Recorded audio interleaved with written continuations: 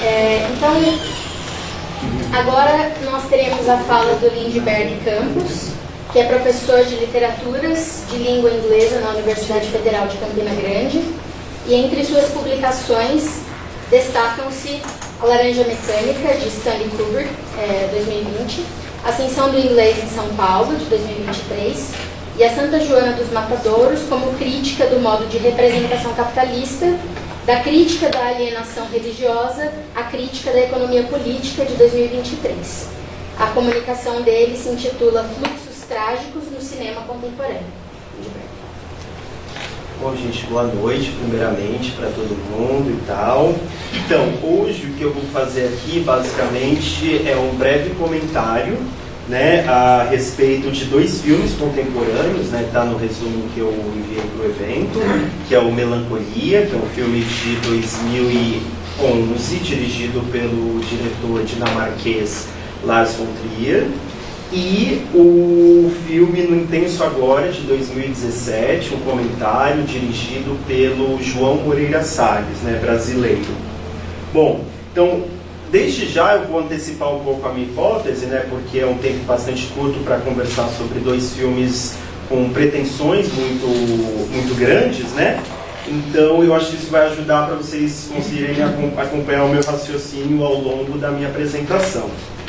Bom, a minha hipótese é que ambos eles fazem parte de um mesmo fluxo trágico presente na cultura contemporânea.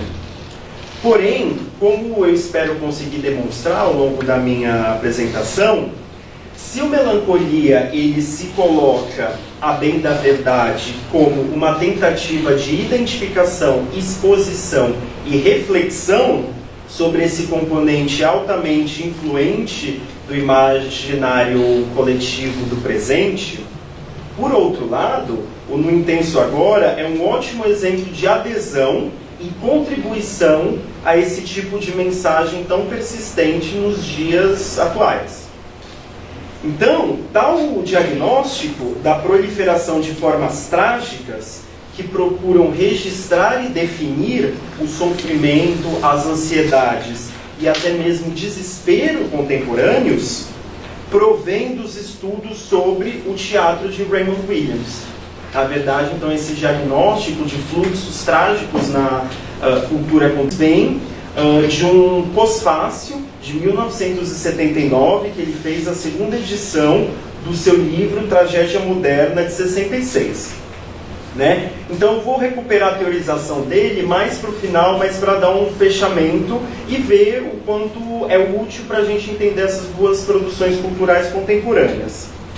Bom, devido à restrição do tempo, eu também já antecipo que eu vou me ater basicamente ao prólogo do filme do Lars von Trier e também aos momentos iniciais do filme do Joãozinho, né, do João Moreira Salles. Então, o filme do Lars von Trier, para quem não conhece, quem não assistiu, é um filme que se divide em 3 partes, sendo um prólogo inicial e 2 partes, né? Eu já trabalho com esse filme há algum tempo. Eu lembro que há muitos anos atrás eu estudei ele nos cursos, vários cursos que o professor Marcos, né, que está aqui, o Marcos deu, né? Então a Francisca está fazendo um doutorado sobre o filme, a gente troca umas figurinhas, né, sobre isso. E basicamente então, o filme tem essa forma triádica, né, que começa com um prólogo de 7 minutos e eu vou me ater a ele hoje. Nele eu vou dar um destaque particular às imagens, ao tratamento dado a essas imagens, ao ponto de vista e à música, né, a pista sonora que é utilizada. Vamos ver só alguns trechos que não vai dar tempo de eu mostrar ele inteiro. Eu gostaria de mostrar ele inteiro, principalmente para quem não viu, mas pode colocar em tela cheia e dar play. Aí eu falo para vocês mais pra frente. Acho que sim.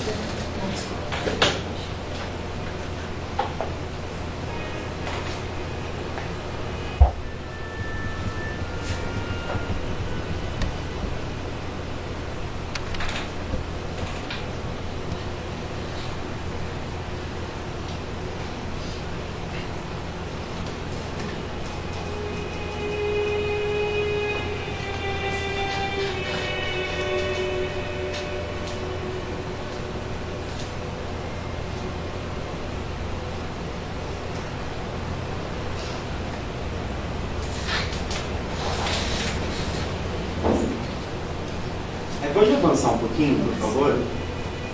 Como vocês estão vendo, são algumas imagens. É só apertar o para frente. Tem um ponto específico? Pode ir um pouquinho mais para frente. Pode deixar na parte da morte de todo mundo, do Apocalipse.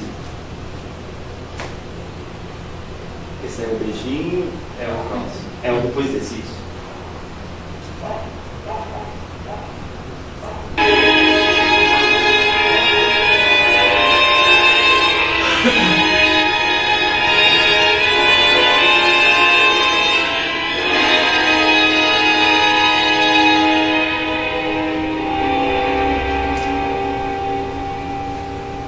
Pode fechar ele e abrir a apresentação de PowerPoint, por favor. Bom, que só dá a música, né? O mais importante que eu queria aqui, né? Mas não vai rolar. Tá, então vamos aqui, eu tirei uns print screens do filme, pode passar. Então a primeira coisa que eu queria mostrar para vocês é esse primeiro quadro, né? O primeiro quadro, a gente vê esse prólogo, né? O que a gente está chamando de prólogo, né? E é um plano fechado, né, no rosto da Justine, né? Aqui é a personagem principal, e enquanto ela abre os olhos bem lentamente, né? A paleta de cores, ela tende ao amarelo, né? Amarelado. Tem uma luz ambígua, né? A gente não sabe, essa luz ambígua típica dos momentos crepusculares do dia, né? Como o amanhecer, o entardecer.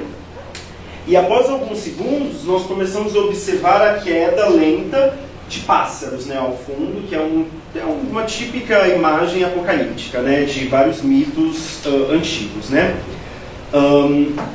Então, aqui eu já gostaria de falar uma coisa sobre o tratamento das imagens. Esse prólogo, ele em muitos sentidos, ele retoma o prólogo do filme anterior, que é o Anticristo, e ele foi filmado com uma câmera que se chama Super Slow Motion Phantom HD Go. Ou seja, o mais importante aqui é o Super Slow Motion, né? Então, ele deixa as imagens muito mais lentas, dando um caráter meio ambíguo a essas imagens, que colocaria elas entre o cinema e a fotografia. Esse prólogo dura mais ou menos 7 minutos, ele tem 16 tomadas, 16 imagens, né? Que são retardadas, né, e que ganham esse estado ambíguo. E produz com isso também um efeito meio bizarro, meio inquietante, meio fantástico, né? Então, basicamente, o que a gente tem aqui é um prólogo, que você tem imagens meio que quase que aleatoriamente concatenadas e desaceleradas. Eu acho que esse que é o fator mais importante também. E tanto essa desaceleração quanto as associações, elas têm muito a ver com os processos que o Freud descreveu a interpretação dos sonhos, de 1900, né, o livro de 1899, a interpretação dos sonhos, onde ele fala sobre os procedimentos do trabalho onírico individual, né, a montagem formada pelos nossos sonhos, né, que contaria com expedientes de distorção, condensação e deslocamento, né, como eu vou mostrar aqui para vocês. Então, a cena seguinte, por favor, nós temos parte dos jardins, né, onde o filme basicamente ele se passa, né, é uma coisa até intrigante, né, que normalmente esse gênero hollywoodiano de filme de desastre, você tem várias tomadas do ponto de vista da catástrofe de muitos lugares, né, digamos assim, um ponto de vista épico. Aqui ele está dando um trato subjetivo pro assunto, né, e também circunscrevendo o desastre a um castelo na Suíça, remoto, né. Aqui também, aí eu só vou falar isso de passagem, nós temos uma influência do Marquês de Sade. E aí eu vou remeter vocês à tese do Roberto, que está aqui, né, que aí ele explica lá a relação do Lars com o Marquês de Sade, mas aqui vocês podem ver não só essa tomada, mas outras referências, né, vão se dar em relação a essa alienação de uma elite encastelada, prestes a um final, né? Que seria essa aristocracia francesa do século XVIII. Aqui esses jardins que lembram Versailles, e também o nome da própria protagonista, né, a Justine, né, que é um dos livros, uma das principais heroínas do Marquês de Sade, né, que ele fez algumas versões do livro, inclusive tem um comportamento meio devasso, né, dela na primeira parte, né, ela sai transando com um rapaz lá, né, mas enfim, mas aí qualquer coisa vocês vão lá na tese do Roberto, que está disponível no repositório lá. Então tem esse castelo sueco, né, que é utilizado como locação para filmagem, essa referência, né, que vai voltar. Pode ir para o próximo, por favor? Aqui nós temos uma tela, pode ir para a próxima, porque aqui... não, deixa lá. Aqui você vê que é um detalhe, um zoom, né, que ele faz, e ela depois começa a queimar. Né? Provavelmente o apocalipse lá, aquela coisa que a gente viu, a destruição de tudo, e ela faz parte de tudo e vai, né? Aí a tela, pode ir para o próximo, é essa daqui, né, Os Caçadores da Neve, onde é uma tela do Peter Bruhal. Tentei procurar a pronúncia holandesa, Bruhal. É uma tela do pintor renascentista, né, o velho Peter Bruhal. E aqui, brevemente, o que eu vou chamar a atenção para vocês é sobre tipos de melancolia, né? Por exemplo, aqui nós temos, né, um vale ao fundo, a predominância de tons brancos, castanhos, esverdeados, e o mais importante, foda-se isso, os caçadores chegando, né, só com a carcaça de uma lebrezinha, até os dogzinhos estão bem chateados, né, cabisbaixos, e o pessoal aqui brincando na neve, né? Então vocês veem que existem vários tipos de melancolia, né? Que do ponto de vista desses caçadores, né, chegando, finalmente voltando, mas estamos sem nada, né, para comer, nem para dar para os cachorros. E ela vai sendo incendiada, né?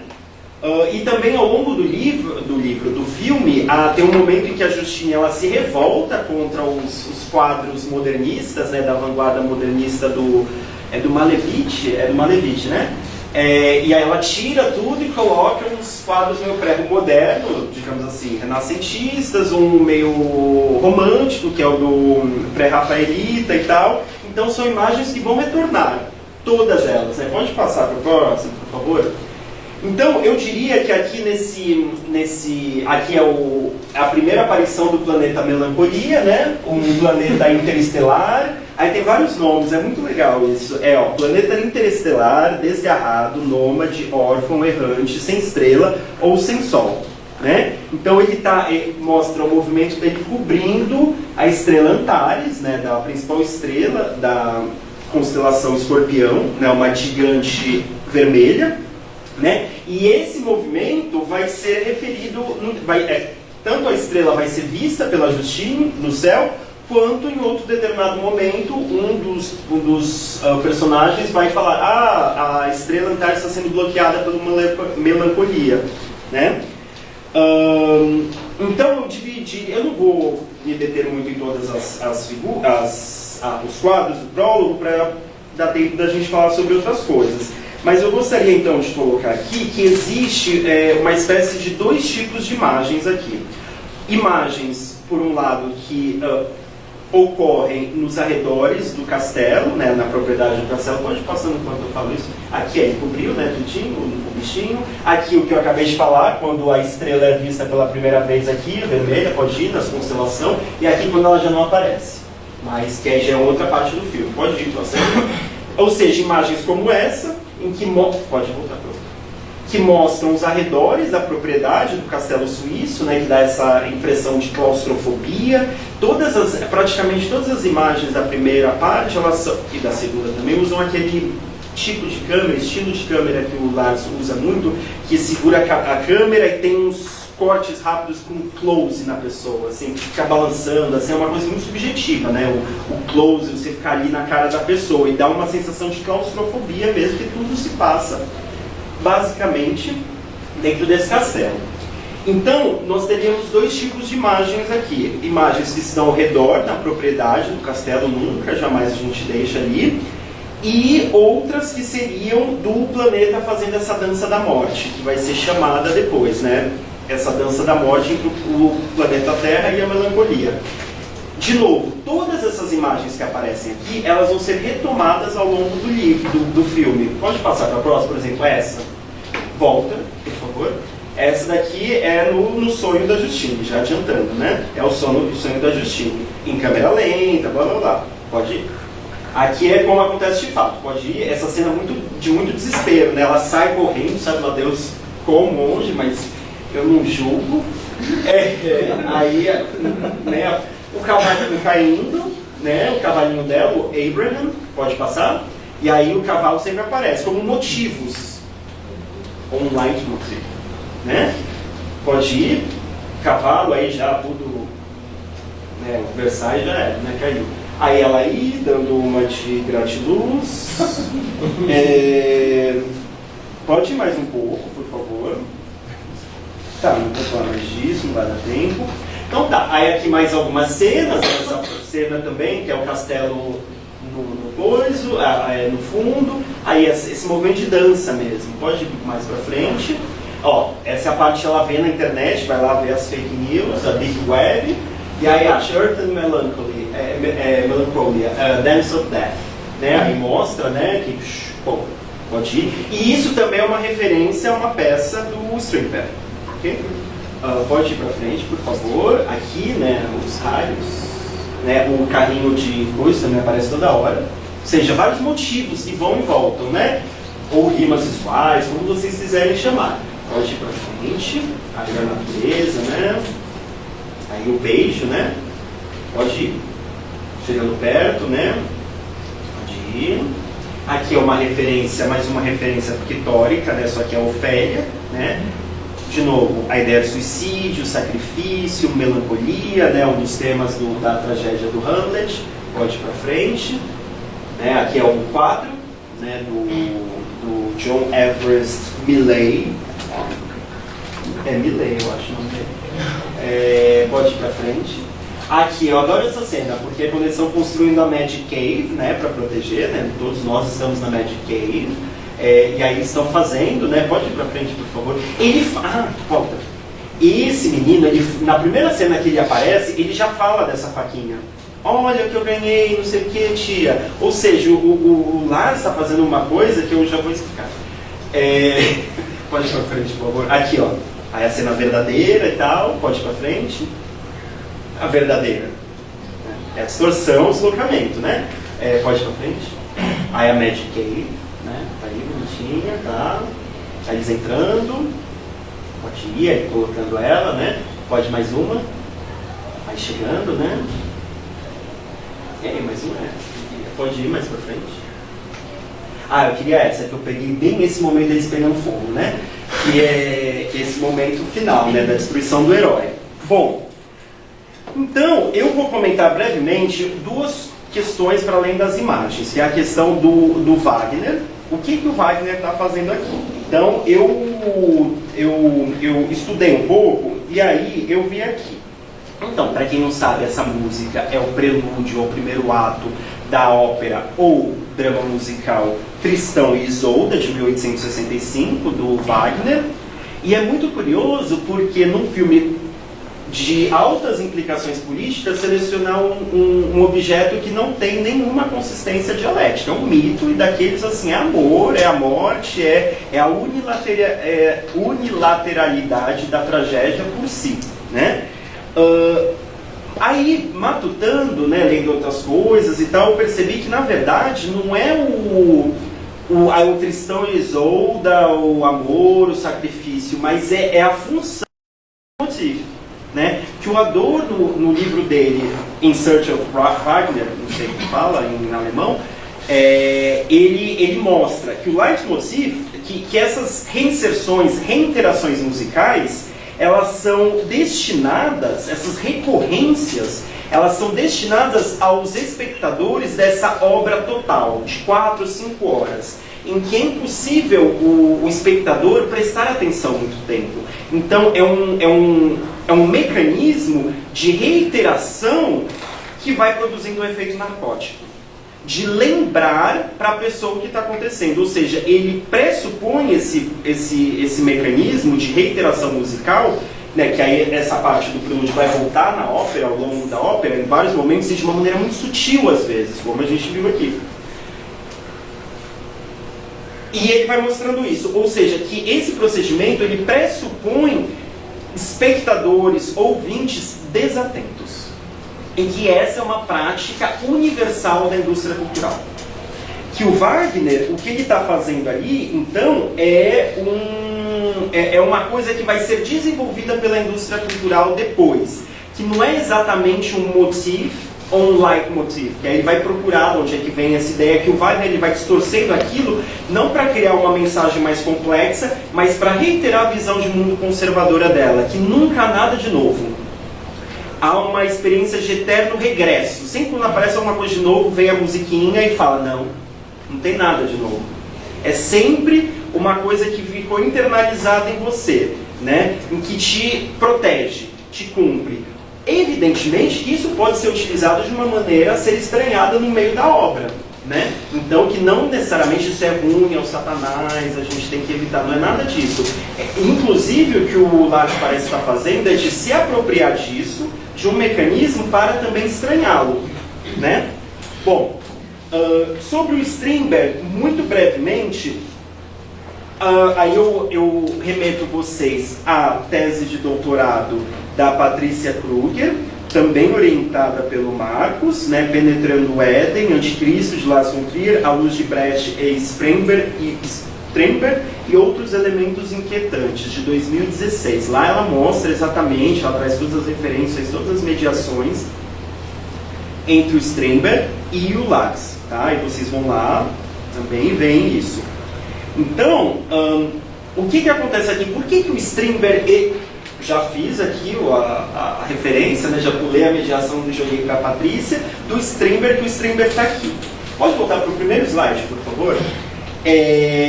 O Strindberg, ele entrou para a história das formas dramáticas por uma, digamos assim, vamos reduzir no último, por uma razão muito simples, porque ele criou uma dramaturgia subjetiva. Ele, basicamente... Para o primeiro, por favor.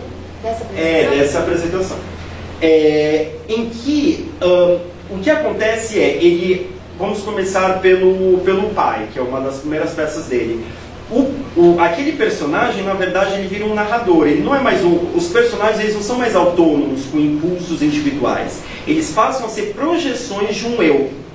Eles passam a ser projeções da vida psíquica interna, íntima de um eu, que pode ser um dos personagens. E todos os outros vão simplesmente, para o próximo, por favor, ser meros reflexos dele em cena. Então foi um dispositivo encontrado formal para você representar no palco o sonho e lugares abissais da alma humana, né? Para você revelar o inconsciente, as respostas inconscientes no palco, né? O mundo do subconsciente. Aí, se vocês compararem com o romance psicológico que está sendo desenvolvido na mesma hora, para vocês vão entender esse palco que vira a biografia do herói, né? Projeções inconscientes das personagens, né? Os outros personagens seriam materializações de um anseio ou desejo onírico. Então, tudo que você vê é projeção de uma consciência. Mais ou menos como ele faz aqui no prólogo. Afinal de contas, ela está abrindo os olhos. E toda a passagem ela é um trabalho onírico, né? Você vê que são projeções de uma consciência. Então, uma consciência paira acima de tudo, a de quem sonha, né? Que é uma frase dele, né? Ele tem inclusive uma peça que se chama Peça de Sonho, que depois seria muito importante para o expressionismo, mais tarde para o surrealismo, e por aí vai. Né? Então é uma sequência solta de cenas sem relação causal. É justamente o que a gente vê aqui, né?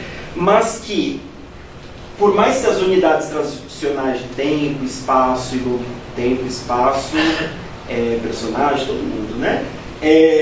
Tenham sido abolidas, existe uma unidade primordial, que é a unidade do eu, ou, para falar nos termos de hoje de manhã, do umbigo, né? Bom, aí chega de falar do Melancolia.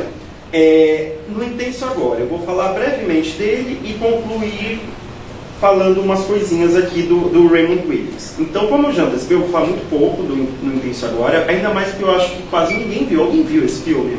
por curiosidade, o Marcos, claro, viu? Viu todo mundo. Eu imaginei, pouca gente viu, circulou muito pouco esse filme, eu não sei se eu recomendo ou não que vocês vejam.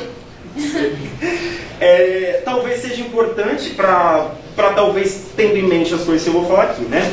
Então, o que você tem, e eu vou me reportar muito a um texto da professora Ana Paula Pacheco, aqui do Departamento de Teoria Literária, que ela publicou, né, O Fogo de Palha, de 1968, o ponto de vista da montagem no Intenso Agora. Então, para quem não viu, basicamente um documentário. Aí você pode tirar isso daí, que aí esse eu queria mostrar um comecinho, mas não vai dar tempo de nada, então eu não vou mostrar nada, tá? Mas talvez dê. Aí já deixar aí um ponto de bala, talvez dê. Que é muito, porque aí que tem que ver, né? Porque não tem como. Tá, não vai dar tempo.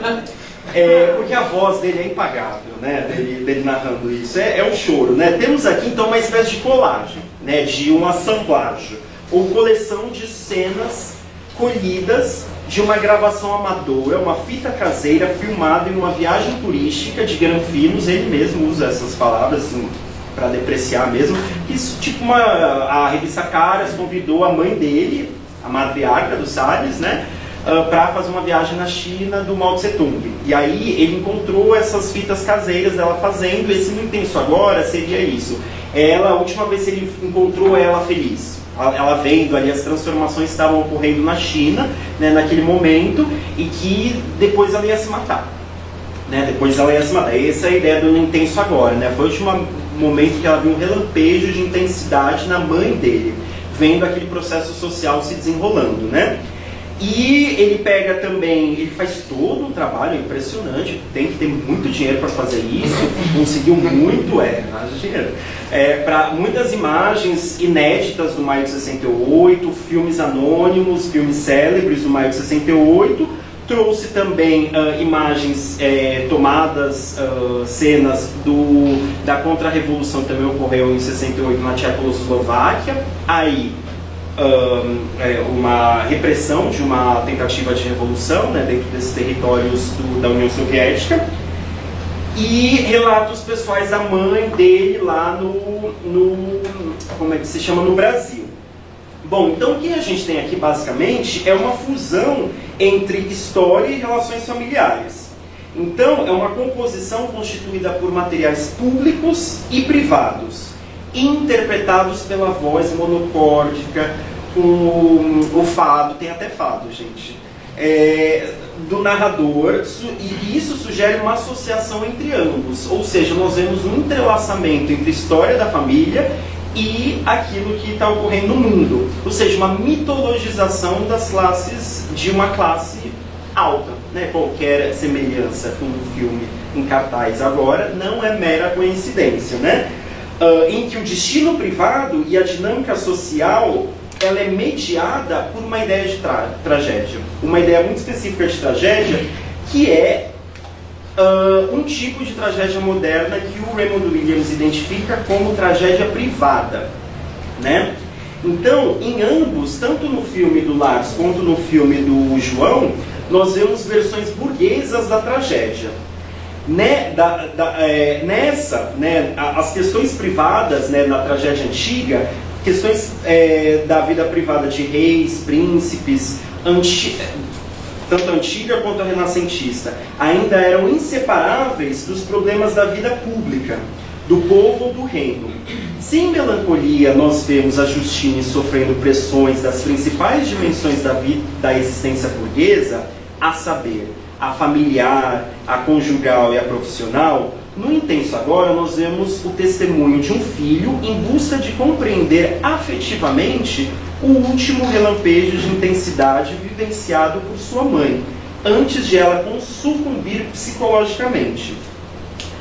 Tanto um quanto no outro, o destino da existência de vida inteligente no universo, quanto a própria possibilidade revolucionária, que evidentemente ele associa, né, as derrotas revolucionárias a uma coisa primal da existência como pura negatividade, mais ou menos como a Justine vai falar de Earth is Evil, blá blá blá, né, essas coisas, né, da natureza humana, as regras da lei humana, da vida humana e por aí vai. Então o que a gente vai ver é a construção de um modo de vida novo. Tudo isso são subordinados aos caprichos de uma consciência privada central, né, que vai produzir todas essas questões. Contudo, em Melancolia, o procedimento é aproximado para ser estranhado dentro da montagem fílmica, que aí vocês conversam com a Francisca, né, que está estudando o filme de maneira mais sistemática. Ao passo que no Intenso Agora, o que se nota é o procedimento em plena operação. Vale recordar que o drama burguês é a forma cultural que melhor expressa o autoempoderamento da burguesia europeia durante o Iluminismo. A tragédia privada aqui é uma deliberada rejeição da pletora de mediações e níveis de complexidade que envolvem as relações entre trajetórias individuais e a sociedade e o Estado, em nome de uma nova ênfase depositada na desintegração de uma família por desejos pessoais separados, como um tema trágico que engendra uma criatura exposta e isolada. Justine, e é então matriarca da família Salles, que luta e cedo percebe que satisfação, mesmo que intensa, é temporária. E finalmente termina por desejar destruição e autodestruição. O que salva a Justine no final, que libera ela da melancolia, é a prospecção de uma morte sublime, né? O que temos, portanto, e eu já concluo com isso, são duas produções audiovisuais que, cada uma a seu modo, focaliza a intersecção entre as formas de fato vividas na nossa história e as formas trágicas dentro das quais aquelas são percebidas, articuladas e remodeladas. Ou seja, o nosso sofrimento, a nossa angústia, desemprego, todas essas coisas provenientes de uma ordem social instável, elas são modeladas por fluxos trágicos na produção cultural. É por isso que a gente estuda essas coisas. Tal juízo, a propósito desses dois filmes, se baseia no diagnóstico de que, pelo menos desde a reestruturação produtiva do capitalismo nos anos 70 e 80, as mensagens dominantes emitidas pelos centros de poder convergem na perda generalizada do futuro. A crise da acumulação capitalista significa jogar milhões e milhões na miséria, tirar dessas pessoas perspectivas de emprego e educação, a decadência e abandono de várias regiões do mundo, enquanto o capital e seu cálculo se deslocam, e tantas outras formas de sofrimento que são retrabalhadas por fluxos trágicos, como os que temos discutido aqui. A tragédia privada mistifica uma desordem social gerada por uma ordem econômica. De acordo com Williams, tal estrutura de sentimento, que nesses dois filmes se materializa na forma da tragédia privada, e aí só concluo com isso, essa tragédia privada, a partir dela ocorre uma universalização de experiências individuais imediatas e urgentes. Eu espero que isso tenha ficado evidente. E as relações sociais correspondentes são igualmente universalizadas como necessárias. Ou seja, essa estrutura de sentimento, essa tragédia privada, ela pode ser rastreada historicamente até civilizações esgotadas e condenadas, bem como as suas correspondentes classes dominantes já imersas em sentimentos de culpa e cuja sensibilidade já está deslocada e alienada. Em suma, elites e ordens sociais agonizantes. Isso não quer dizer que não haja uma exposição de uma falha a exposição de uma falha e repressiva sociedade, mas tais coordenadas são secundarizadas em nome de um conflito básico e primário, que muitas vezes parte de adaptações dramáticas de certas radicalizações psicoanalíticas, entre uma condição primal e, portanto, inevitável condição de conflito destrutivo. Bom, então é basicamente isso. Uma última ponderação, que eu esqueci de fazer agora e me ocorreu. Isso não significa que todo e qualquer segmento da elite faça isso, da burguesia faça isso. Precisa de algumas condições, que é a questão de pretensões intelectuais. Tanto a Justine, que tinha pretensões artísticas, quanto os Moreira Salles, né? Eles precisam ter essa coisa para poder projetar, perceber que existe alguma coisa errada e projetar que é o fim da ordem, do jeito como eles vivem. Por quê? Isso pode também ocorrer de outra forma. Se vocês pensarem a direita extrema, religiosa, messiânica, ela também vê o fim do mundo, só que ela vê o fim do mundo e quer correr atrás disso e fazer os seus bunkers e sobreviver, né? Uma redenção que é limpar o mundo, né? Então, só para dar essa última coordenada. Bom, é isso, gente. Desculpa ter passado um pouquinho, tá bom? E é isso.